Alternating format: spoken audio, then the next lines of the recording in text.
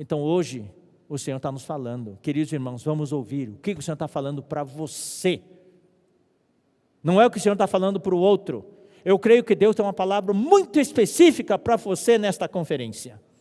Você tem que saber o que Deus está dizendo para você. Se Deus falou com você, pode agir. Isso é fé.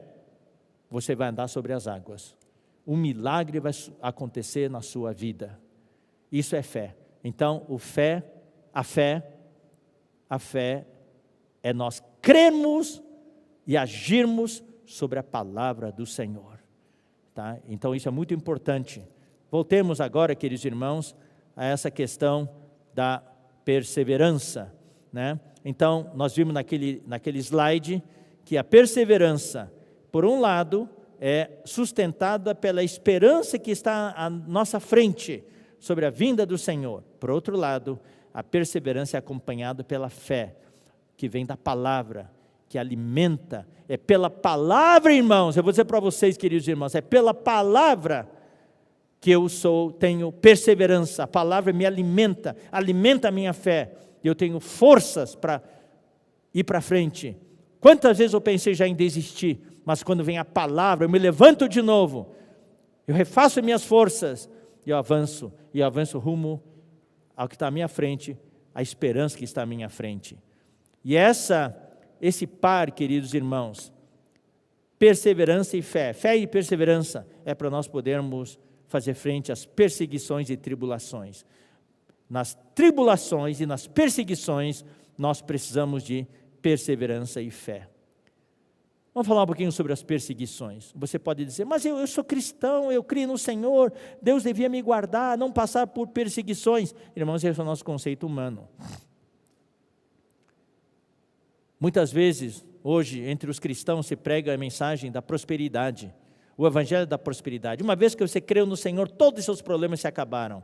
Você nunca mais vai ficar doente, você vai ficar rico, todas as suas coisas vão ir bem. Se for assim, então Paulo não era crente. Porque Paulo, tudo dava errado para ele. E saía para pregar o evangelho, ele era preso. Ele era castigado com varas, açoitado. Passou fome, passou sede, não tinha lugar para dormir. E toda vez que pegava um barco, o barco afundava. Então eu falo para os irmãos, nunca viaje com Paulo. Se você viajar com Paulo, seu barco vai afundar.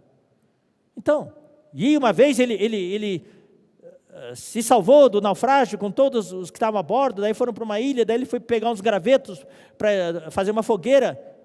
Você acredita? No meio dos gravetos tinha uma cobra que o picou, uma cobra venenosa. Tudo dava errado para ele. Então Paulo escreveu nas suas epístolas, e nós vamos ler alguns versículos, para tirar esse conceito de nós. Paulo falou para os tessalonicenses, eu me sinto feliz e orgulhoso, estou orgulhoso de vocês por causa da perseverança que vocês têm e da fé que vocês têm, no meio de todas as perseguições e tribulações. Isso é ser um vencedor. Não precisamos orar por perseguições e tribulações. Eles virão, dosados por Deus, porque Deus nos ama. Parece até contraditório. Deus permite que perseguições e tribulações venham na nossa vida, porque Deus nos ama e Deus quer nos aperfeiçoar. Deus quer nos amadurecer. Eu vou ler também, 29. Tornou Jesus, em verdade vos digo, que ninguém há que tenha deixado casa, ou irmãos, ou irmãs, ou mãe, ou pai, ou filhos, ou campos, por amor de mim e por amor do Evangelho, que não receba já no presente, o cêntuplo, 100 vezes mais, de casas, de irmãos, de irmãs, de mães, filhos e campos. Irmãos, isso é verdade, aonde quer que eu vá, qualquer cidade que eu vá, qualquer país que eu vá, irmãos, eu tenho milhares de casas que me hospedem, eu tenho milhares de irmãos, de irmãs, de mães, filhos. Daí vem a última frase, essa última frase que a gente não gosta, né? Com perseguições. Jesus, não podia tirar essa última frase, não? Tinha que estragar tudo? Com perseguições, mas daí vem o galardão. E no mundo por vir, a vida eterna. As perseguições é para nos fazer amadurecer, para nós conhecermos a nós mesmos, conhecermos o Senhor, estar mais conectados, ter uma conexão permanente. Vamos ler agora João 15, 20. Lembrai-vos da palavra que eu vos disse, não é o servo maior do que seu Senhor. Ou será que nós somos maior que o Senhor Jesus? Nós somos servos do Senhor Jesus. Jesus falou, nenhum servo é maior do que seu Senhor. Se me perseguiram a mim, perseguiram ou não perseguiram o Senhor Jesus? Se me perseguiram a mim, também perseguirão a vós outros. Se guardaram a minha palavra, também guardarão a vossa. Louvado seja o Senhor. Então Jesus falou, se ele foi perseguido, nós também vamos ser perseguidos. Mas também, aqueles que guardaram a palavra, se houve aqueles que guardaram a palavra do Senhor hoje, quando nós pregamos o Evangelho, também tem aqueles que vão guardar a nossa palavra. 2 Timóteo 3,12. Ora, todos quantos querem viver piedosamente em Cristo Jesus, serão perseguidos. Uau! Se você não quer ser perseguido, viva como o mundo vive, você não vai ser perseguido. Mas se nós queremos viver piedosamente, queremos expressar a Deus, nós vamos ser perseguidos. Não necessariamente, queridos irmãos, perseguidos por homens, mas certamente o inimigo vai nos perseguir. Vai levantar circunstâncias físicas, acidentes, doenças, para nos atacar. Todos que querem viver piedosamente em Cristo Jesus serão perseguidos. Você quer parar de ser perseguido? Quer deixar de ser marcado? Como no jogo de futebol? É só sair do filho varão. Daí a marcação acaba, na hora. O inimigo não vai querer te devorar mais. No filho varão, o inimigo está lá, o dragão está lá, de frente da mulher, aparentemente é para devorar a mulher. Não, é para devorar o filho varão. Hoje Deus está produzindo o filho varão, que faz parte de Sião. O exército de Sião.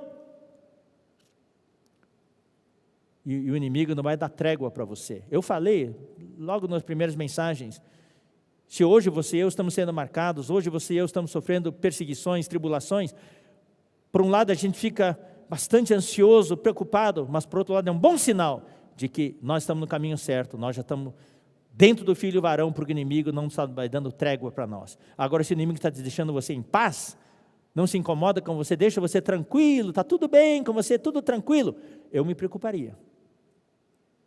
Porque quer dizer que eu não sou uma ameaça para ele, talvez eu não esteja dentro do filho varão. Então, todos que querem viver piedosamente serão perseguidos. 1 Coríntios 4,12, Paulo fala, e nos afadigamos, trabalhando com as nossas próprias mãos. Eu vou ler também o 11, até a presente hora sofremos fome, e sede, e nudez. É o que eu falei do Paulo, né? O evangelho que você prega hoje é o evangelho da prosperidade. Crê em Jesus, está tudo bem, nada mais, não é sofrer mais. Até tem gente que fala assim, pare de sofrer. Mas Paulo fala, até a presente hora, sofremos fome e sede e nudez, e somos esbofeteados, e não temos morada certa, e nos afadigamos, trabalhando com as nossas próprias mãos. Quando somos injuriados, bendizemos, glória a Deus, aleluia. Quando perseguidos, suportamos, perseveramos. Romanos 8, 35 a 37. Isso é muito encorajador. Romanos 8, 35. E essa pergunta eu faço para você, querido irmão, querida irmã, querido amigo que me ouve. Faço para você. Paulo fez essa pergunta aqui para os romanos. Eu faço essa pergunta para mim e para você. Quem nos separará do amor de Cristo? Quem nos separará do amor de Cristo? Será tribulação? Estamos falando de tribulação aqui, está vendo? Ou angústia? Ou perseguição? Está vendo? Tribulação e perseguição. Perseguição e tribulação. Ou fome? Ou nudez? Ou perigo? Ou espada? Como está escrito, por amor de ti, somos entregues à morte o dia todo. Fomos considerados como ovelhas para o matadouro. Agora vem o 37, que coroa tudo isso. Aleluia, glória ao Senhor. Em todas estas coisas, porém, somos mais que vencedores, por meio daquele que nos amou. Mais que vencedores. Por que que Deus permite que você e eu passemos por tribulações e perseguições? Aparentemente, Deus não me ama, Deus não me ama, Deus deixa eu passar por tudo isso, sabe por quê? Não, Deus ama você sim, Deus ama você. Diga comigo agora, Deus me ama, Deus me ama. Diga por fé. Apesar de você talvez não crer, talvez você dizer assim, não é possível, se Deus me amasse não me deixaria passar por tudo isso. Eu vou dizer para você, Deus te ama sim, Deus me ama, porque Ele quer me fazer mais do que vencedor. Ele quer te dar força, Ele quer te dar perseverança com fé, para nos fazer mais que vencedor. Nós versículos, 2 Tessalonicenses capítulo 1, versículo 5. Esse versículo é até difícil de entender. Está falando aqui de tribulações e perseguições que suportais, sinal evidente do reto juízo de Deus, para que sejais considerados dignos do reino de Deus, pelo qual com efeito estáis sofrendo. Reto juízo de Deus. O que quer dizer isso? Reto juízo de Deus quer dizer, Deus trata com cada tipo, cada classe de pessoas nesta era, de uma certa maneira. Com os seus filhos, Deus trata de um jeito. Com aqueles que desobedecem ao Evangelho, Ele trata de outro jeito. Mas é tudo parte do juízo de Deus. Ser vencedor, o que é, irmãos? É nós já sermos julgados hoje, sermos purificados hoje. O juízo começa na casa de Deus. Deus quer nos purificar, Deus quer nos fazer vencedores hoje, para que não sejamos julgados naquele dia. Por isso Ele já nos julga hoje. Essas perseguições e tribulações todas fazem parte do reto juízo de Deus, com um objetivo, para sermos considerados dignos do reino de Deus, pelo qual, com efeito, nós estamos sofrendo. Reto juízo de Deus, vamos ler, queridos irmãos, o reto do juízo de Deus aplicado àqueles que desobedecem ao Evangelho. Vamos ler, Romanos capítulo 2, versículos 5 a 9, para aqueles que desobedecem ao Evangelho, mas segundo a tua dureza e coração impenitente, coração que não quer se arrepender, acumulas contra ti mesmo ira para o dia da ira. Esse dia da ira, irmãos, é o julgamento no grande trono branco, depois do milênio, e da revelação do justo juízo de Deus. Agora o versículo 6. Que retribuirá cada um segundo o seu procedimento.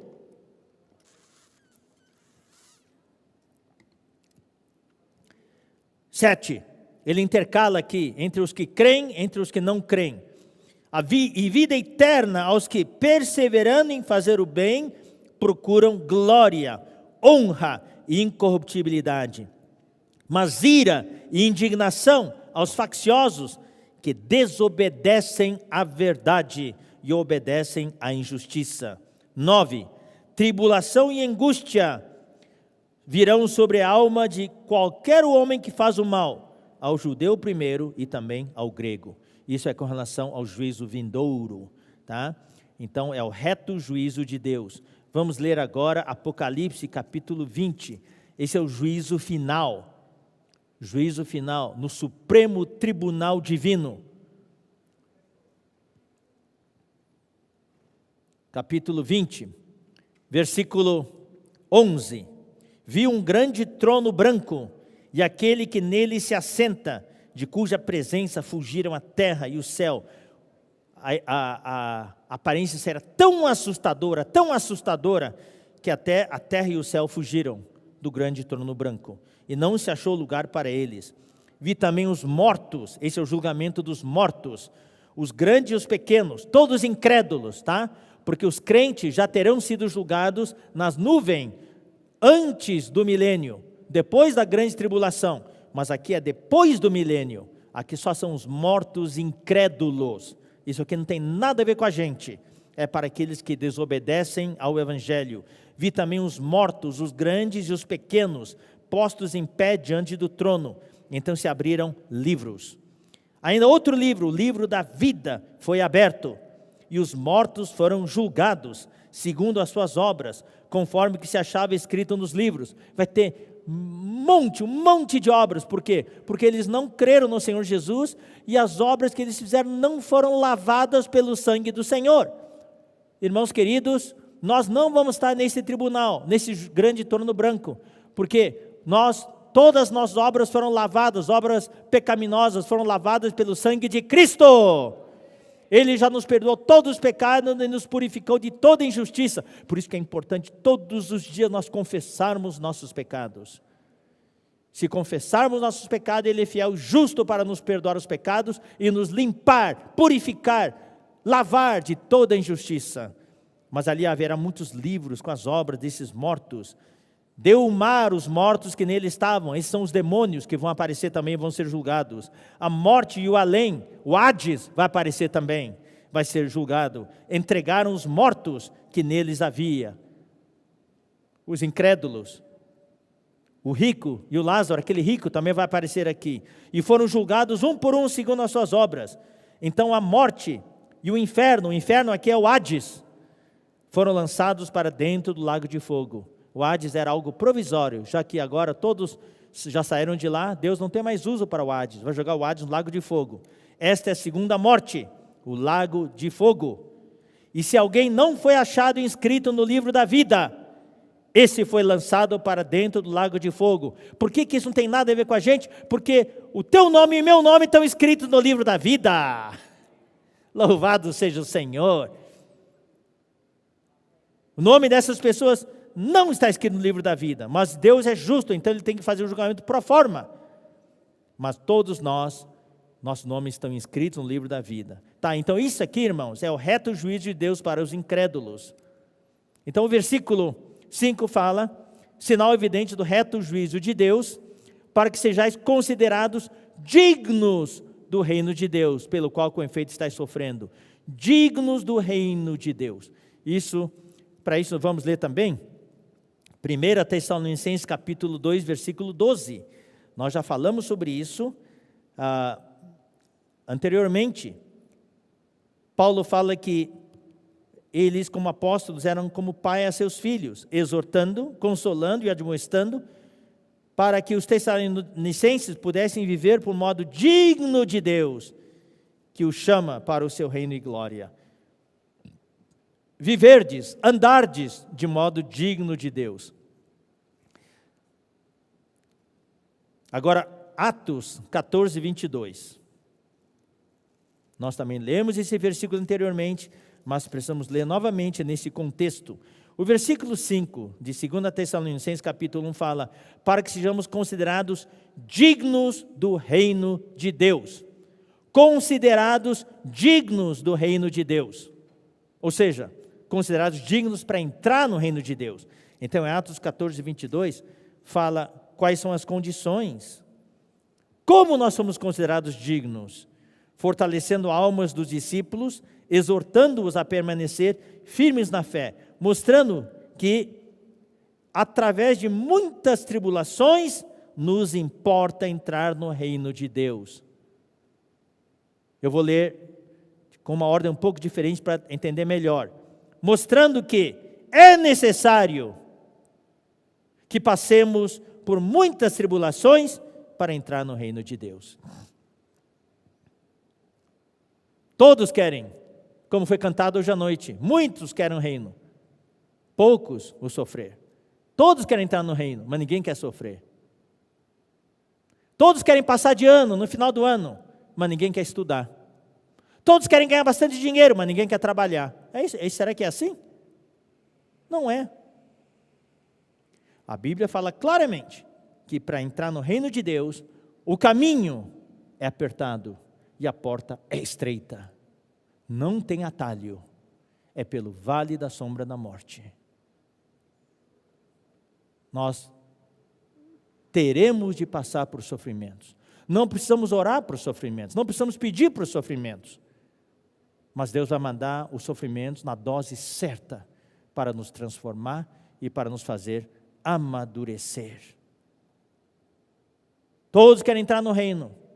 Mas aqui eu digo, Senhor, os sofrimentos, as tribulações que forem necessárias, me dá perseverança, me dá a tua palavra, me sustenta, para que eu possa perseverar até o fim.